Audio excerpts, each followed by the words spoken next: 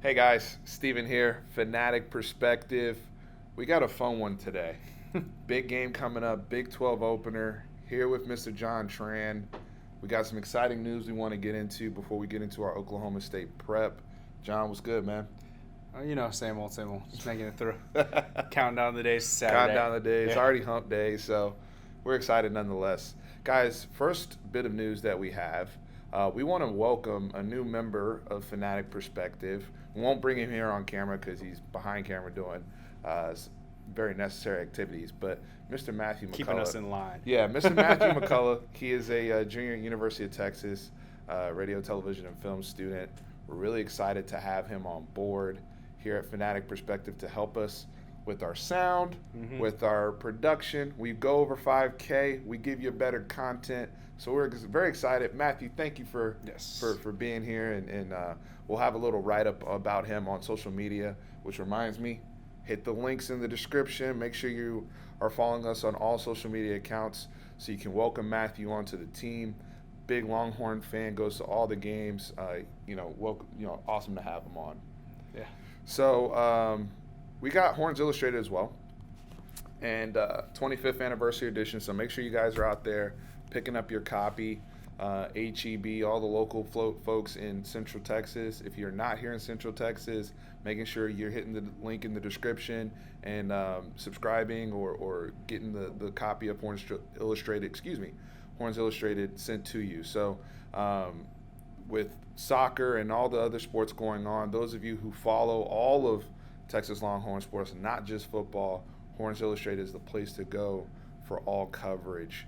And if you just follow football as well, after every single game, they send out a weekly email of the 5 burning questions, which is one of the coolest aspects of the subscription. Absolutely. So excited to talk. Speaking of Texas football, we have some injury updates, some good news, right? I know starting with, I said some good news.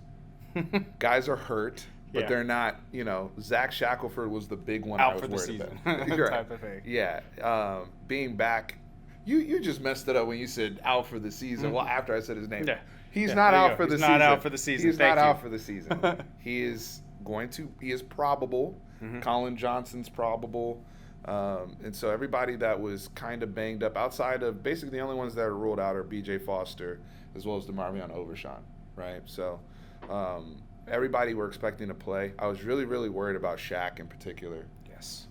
Just in the middle of the that's what we said preseason as well. Said we put him as one of our top 10 players, and we even put that with the little thought of him getting injured because he hasn't played through a full season. And if he gets to play this game, I'll still count the last game as a game that he played in. So you get rolled up on that.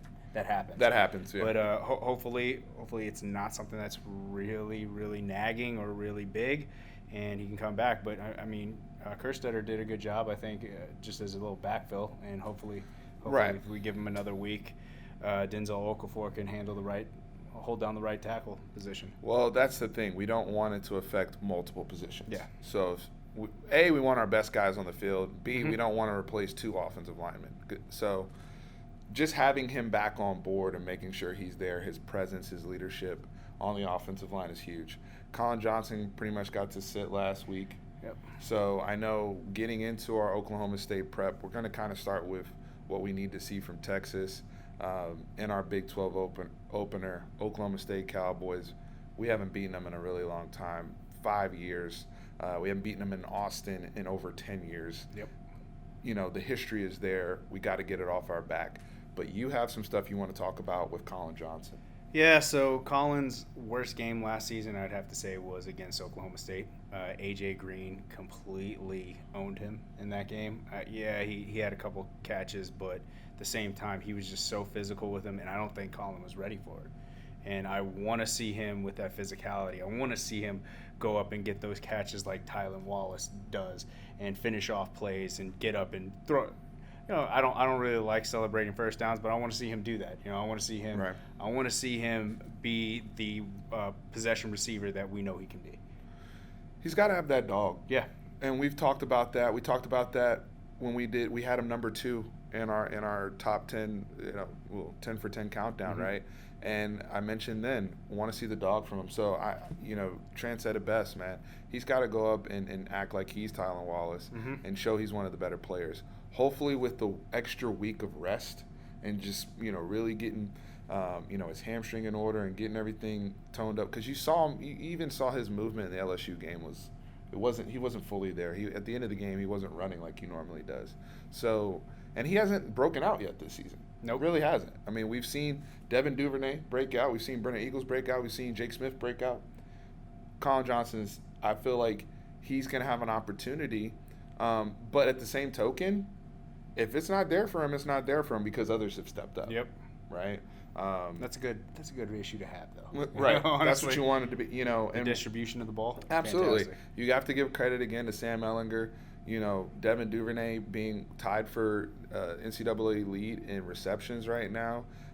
Jake Smith giving the interview this week, getting some camera time. Shout out to Jake Smith and talking about his role and maturation within the offense and learning from Devin Duvernay. I thought that was a very key takeaway I had from his interview and talking about being a professional level backup and not having that drop off when he comes in the game at the H position. And that's the beauty of that position is when he comes on the field and Devin Duvernay goes off, that position is so heavily utilized that there's enough meat on the bone for everybody to eat, right? And he got 6 catches, almost 80 yards, two touchdowns, and that touchdown over the middle, man. That's absolutely not a touchdown that a freshman makes in traffic, takes a hit, scores a touchdown. That's in the LSU game you're talking about. Yes. Oh, okay, yeah, in the Rice game too, the deep ball he catches over that's the what I'm middle talking about. The Rice one where but the LSU game he caught one with the guy draped on him, and it was perfect throw by Sam. And that's not a normal freshman catch over the middle like that. And that's what's been so impressive with him. And I mean, I think he gave credit to Devin Duvernay, like you said, and hopefully that I guess mentorship that he's taken on absolutely constantly, because Devin Duvernay at this point is he's showing he's an NFL type player, and he's putting all his resume and all his tape together, and he's making more and more money by the week, right? So and his level of consistency is an example to our entire team. Now the other thing I want to talk to you about, because we're going to get into breaking down Oklahoma State here in a second in terms of their personnel. But from a Texas side is, I think a lot of us, the concern isn't about our offense versus their defense. I'm not trying to sound arrogant, but we feel like we can move the ball confidently against them. Yes, we want to see Colin play well, but if he doesn't, we can make money elsewhere on the field. Yes. And the run and pass game, right? Especially with a veteran quarterback. And the difference from last year is that Sam now goes through his progressions. Right. And that's why you're seeing the distribution of the ball so heavy. I mean, like last week, for his 17 receptions in the first half, I think 8 different receivers caught the ball. So last year he was, I think, eyeing down Colin, and then he would go towards LJ for the second half, because I think LJ missed the first half of the game, and then that was it. So I would say this. I would say defensively we have to, the focus of the game, and those are great points from a Sam Ehlinger perspective of spreading the ball around, ball distribution. I'm just not worried about unless there's an injury bug or the offensive line starts falling apart. I'm not worried about them. Yeah. My issue, and I think most Texas fans are worried about, our defense versus Oklahoma State offense. Right? When you're coming into a game and you're facing the nation's leading rusher and the nation's leading wide receiver with a dual threat quarterback on the back end, that's a 4 or 5 level athlete, there's some concerns, especially the way our defense has looked on the back end of the secondary in particular. We haven't faced a runner like this. As good as LSU was, they didn't run the ball very well. And then, Tylan Wallace, all those brothers we faced on LSU were really, really good. Tylan Wallace is just as good, if not better, than those guys. At least there's only one of them. At least there's only one of them, though. My question to you, how would you approach this matchup? Is it a pick your poison? If you're Todd Orlando, how are you scheming this up this week? So watching the tape that before shooting, the offensive line was basically owning all the defensive line, and Chuba wasn't being touched running he's through. getting the second, third level. I think our defensive line is that plays to our strength. I think we can handle those gaps. So if they don't go, I guess, edge, and force our defensive backs try to tackle in space. Well, they do run outside zone. They do. Yeah. They do that. But I mean, from the clips that we were seeing where he was Right. breaking off those big runs, is right up the gut. So if they try to do that, I feel very comfortable, and I actually feel pretty comfortable with us tackling in space. So I'm playing standard defense up front with not too many stunts. Just try to hey, okay, if you're gonna play smash mouth against us, let's try to go man to man with them. Definitely double teaming Tylan Wallace, and hopefully our other guys can be on an island and slow down their role players. I know they have Dylan Stoner, who's been there for 86 years, but he's very, very sure-handed. Right. I know he's not putting up numbers right now, but he's the type of player that we're going to look at the stat sheet against Texas, of course, and we're going to be like, oh my God, he just doubled his season numbers against us. Things like that. I agree. I think you have to kind of play them straight up. Yep. I mean, Tulsa tried to, but they didn't have the personnel, especially up front. They really tried to go man across the board and then throw the guy over the top of Tylan Wallace, but they were just completely outmatched in the run game. You have to give credit to Oklahoma State's offensive line. I think they've been unsung heroes thus far. I watched their left guard maul two dudes on one play and just having some ridiculous lanes. When you have the nation's leading rusher, that's not all on the running back, right? That's also. But the one thing about Chuba is, like you said, he's a strider. Mm-hmm. He's a guy that can get out and finish runs, deep runs, and he's a guy that breaks tackles, man. Even going back to last season, when I was about to say that. Yeah, I mean, he's a guy that churns out yard. I mean, he's averaging 8 yards a carry right now. Yeah. So when we watched the game last year, and Justice Hill was tearing us apart, and they put in Chuba, and they announced, all the way from Canada, and we're like, oh, this guy's gonna get owned. First play, what was it? Popped the 20-yarder. But we've actually been a fan of his for a year now, and we've known. No, terrific player. So I mean, he's showing his worth, and I'm nervous about him, honestly. Mm-hmm. I mean, he's our first real test as a running back. You said something earlier that I kind of disagree with, though. I'm worried about the tackling. In space? In space. We haven't. We've been good at rallying to the football, and we've been good at breaking down and tackling in terms of within the box. But on the perimeter, we have missed tackles, and then some of the quicker stuff, I've seen arm tackles. I've seen us miss a little bit in space. So when we go against the perimeter, have you seen them break off a huge play, like a huge play? I saw some missed tackles in the LSU game. Yeah. I get the missed tackles, but like you said, we definitely get to the ball. All of our team. We do. We hustle, slow them down. I mean, that's the. But the thing is when you're going against a tempo offense and you miss like that and you give up you get gashed, and then they come back and then they do the play action of the RPO and then they go over the top. Those are the type of things you can't allow. Is my point. And I see some, and I have an issue with this because. Or not an issue, but a concern, because one of my best guys is not going to be there in B.J. Foster, mm-hmm. who helps clean some of that stuff up. So now I'm relying on a Josh Thompson. Now, fortunately, we have the elder statesman, Chris Brown, still around, that's really, really good at the line of scrimmage. But I still have a concern. So I agree with you in one aspect. I'm not as worried about it for Chuba, because I think there's a huge target on him right now on the board, defensive board. Hey, everyone's got to know where Chuba is and where Tylan Wallace is. The person I'm worried about is the quarterback. What beat us last year? I mean, they went for it on 4th and 2. Yeah, and Cornelius. It was Taylor Cornelius. This guy's a true 4-5 guy. Yeah, he's number one dual threat quarterback coming out of high school. Yeah, so if they do the read option, are we going to break down properly?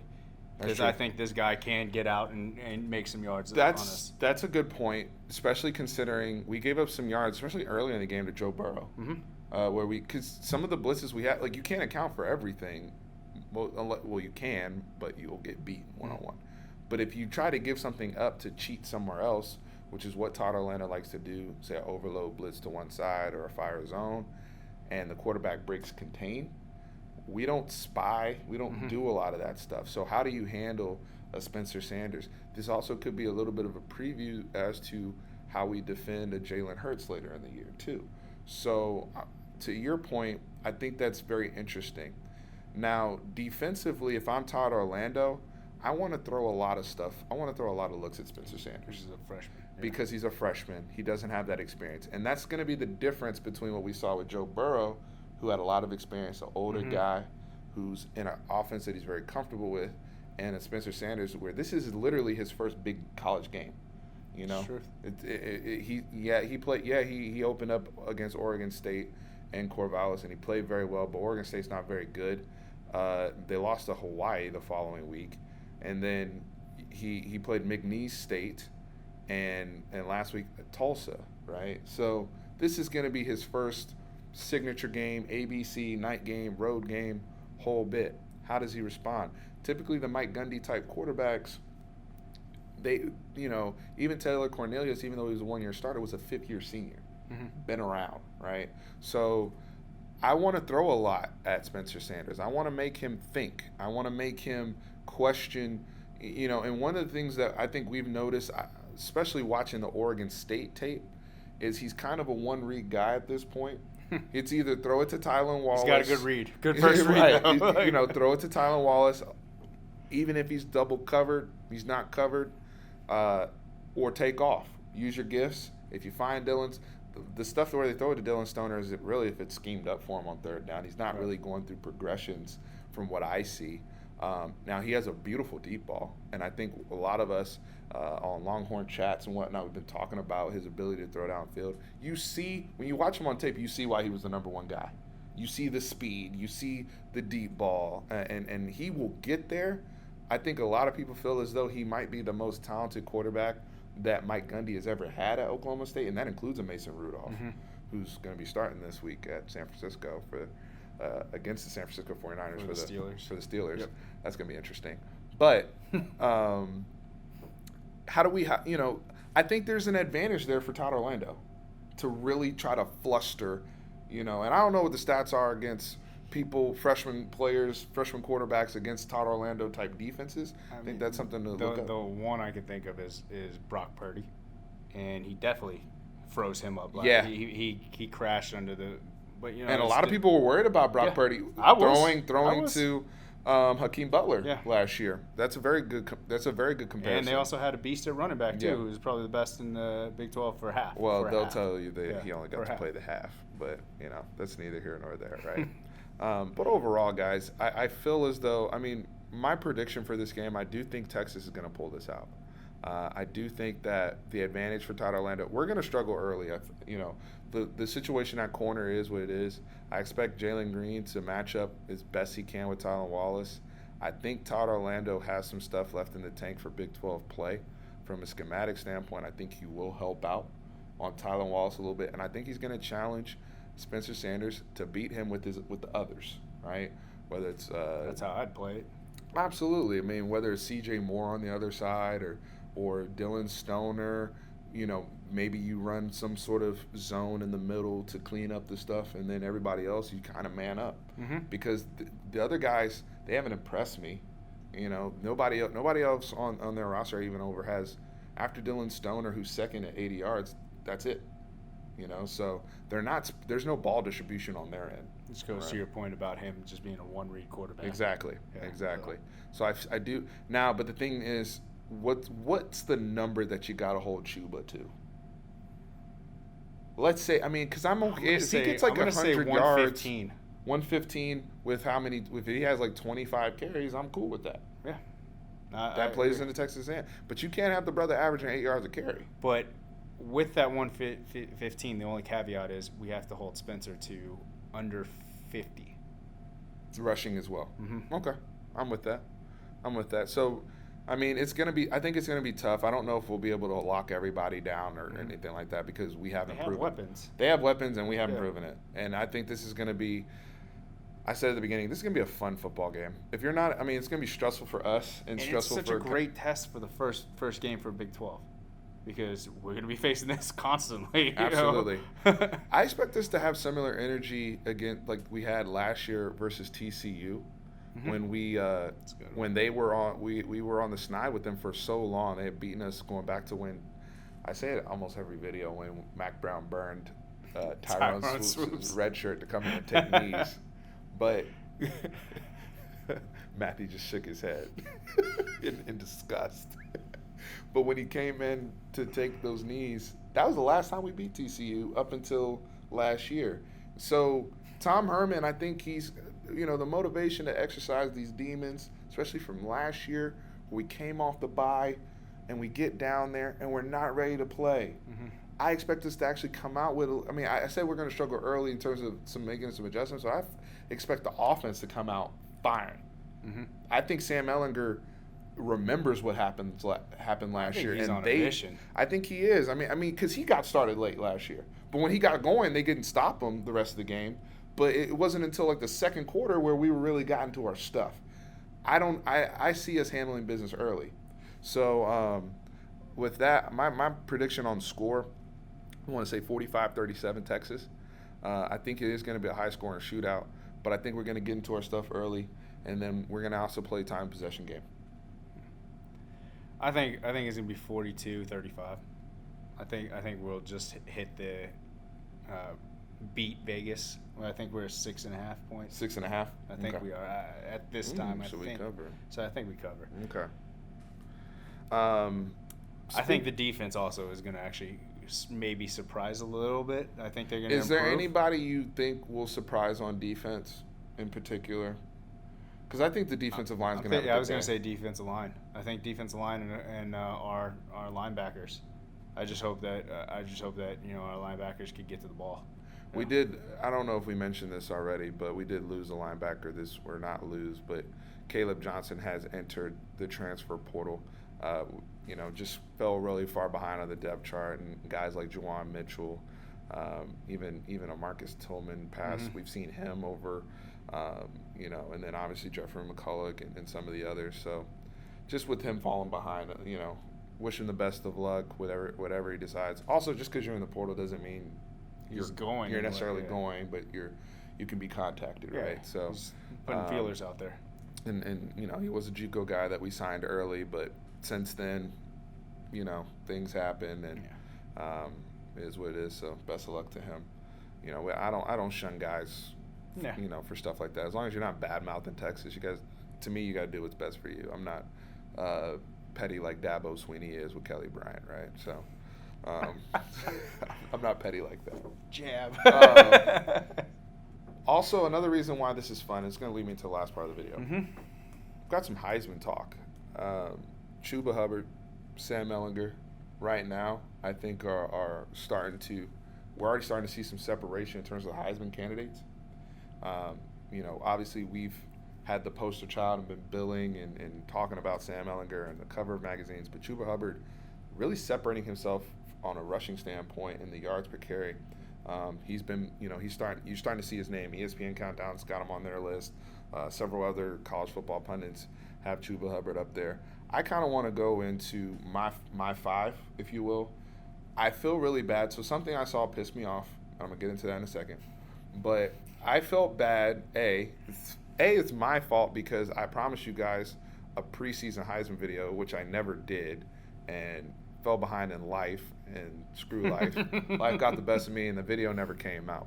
But my five before the season would have been Tua number 1, Trevor Lawrence number 2, Jonathan Taylor from Wisconsin number 3, Sam Ehlinger number 4, and Jalen Hurts number 5. That would have been my preseason top 5. As of right now, we're talking about fanatic perspective, Heisman power rankings or whatever.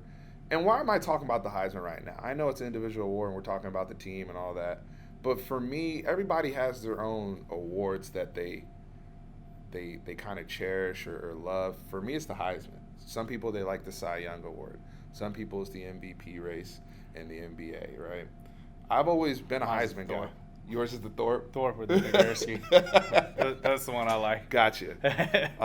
For me, it's always been the Heisman, man. Just going back to when I was a little kid. That's kind of one of the one of the things I watching Charles Woodson win the Heisman, right, helped me fall in love with college football. So I've always, I have a dream one day to be a Heisman voter, so just throwing that out there. Like, I really care about this stuff. So my current rankings as it stands right now, and I want you to chime in, of course, how you feel about it, because the second thing is, I was pissed off to see that Trevor Lawrence is still in people's top 5s and top 10s. I'm like, I thought the Heisman was based solely on this season and this season alone. Maybe did I miss something? Is it now a career achievement award to where Trevor Lawrence is popping up? Because I get it, they're balling as the number one team in the country, but their thought process is he wasn't even thought of last season. So, we got to make it up. But I also think this should be the University of Miami rule, where Ken Dorsey and Willis McGahee had to split votes that one year. Mm-hmm. I mean, he's got so many weapons around him, and he's not really producing at a high rate. Right. I mean, he's got 5 touchdowns, 5 interceptions. I know he threw for, a hell of yards against Syracuse last week, but that was, probably his highest statistical output, right? But the people we got on, at least on my list, right now I got Jalen Hurts number 1. I got Joe Burrow number 2. I got Tua number 3. I got Sam number 4. And then I have Chuba. I have kind of a 5. I hate doing this, but I'll tell you why these brothers are tied. I have Chuba and Jonathan Taylor tied at 5. Only because Jonathan Taylor's only gotten to play 2 games so far. Mm-hmm. So that's my top 5. I have Jalen number 1, and I know people are going to be like, why you got the OU guy number 1? Producing. Objectively speaking, Lincoln's doing it again Yes. right now. Let's just be real, right? He's doing it again. Matthew just rolled his eyes out of frustration. He's doing it again. Jalen Hurts is leading the country in passer rating. He's averaging almost 15 yards per attempt. He's 6th in the country in rushing, and he's a freaking quarterback. But it's early. At one point in time, Shoelace Robinson was the front runner for the Heisman at Michigan. So it's Michigan dig right there. It's early. There's a lot of big games. Jalen still hasn't really played anybody. I got Joe Burrow number 2 because he's got the best win on of any player in the country so far in terms of resume, right? Yes. At Texas, top 10 matchup, and he threw for 471. And he put up numbers. Well deserved. He's currently 83% completion percentage. Number 3, Tua. Tua's leading the country in touchdown passes, and he's been dominant. He's looked clean, and he's lived up to the hype.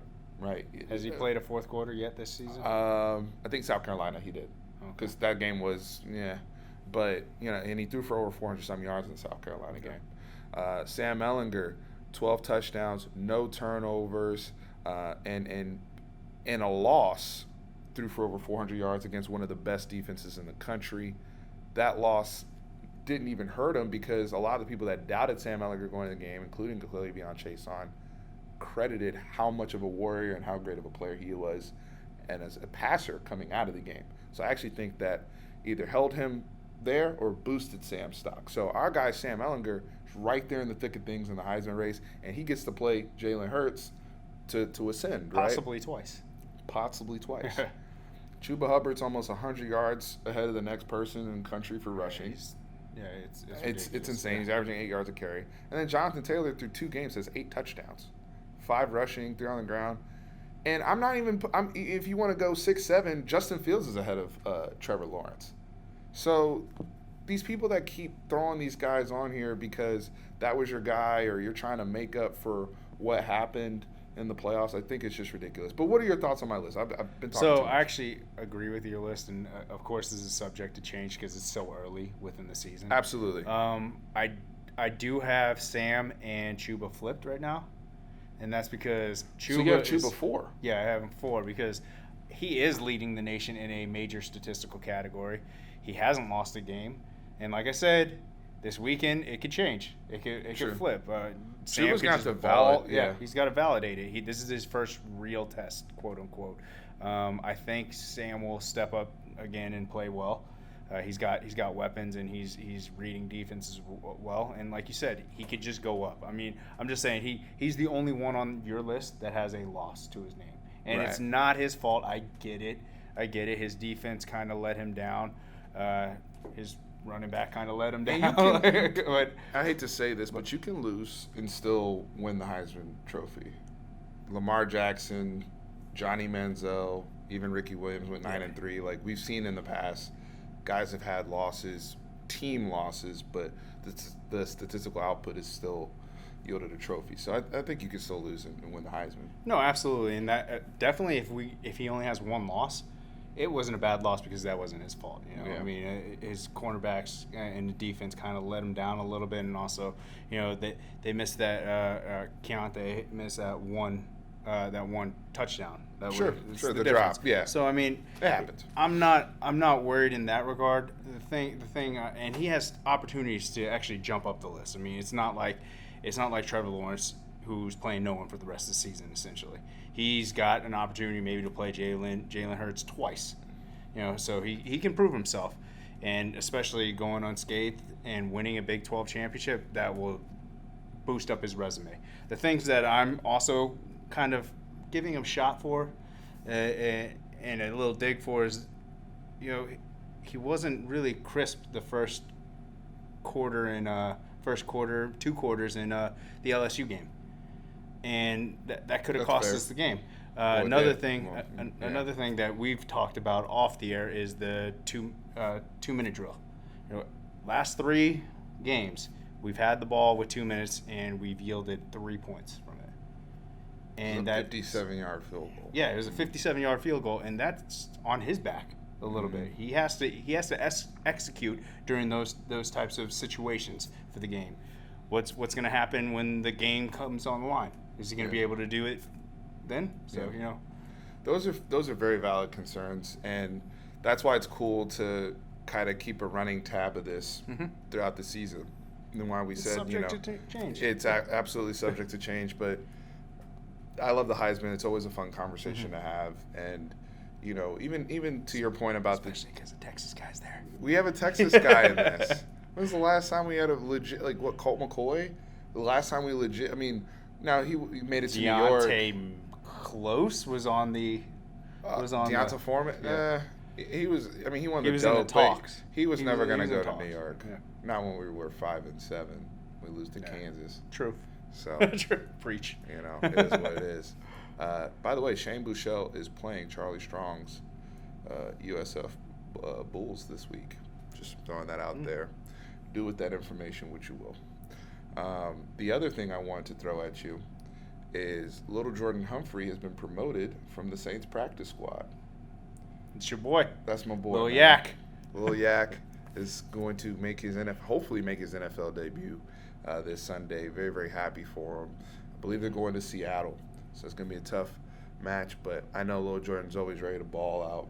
So congratulations to him for joining the 53-man roster, and we know what you're capable of, those of us here that are Longhorn fans, rooting for Lil Jordan Humphrey.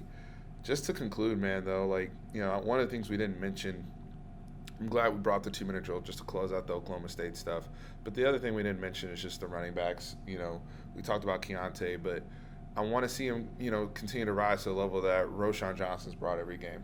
Roschon's brought that intensity.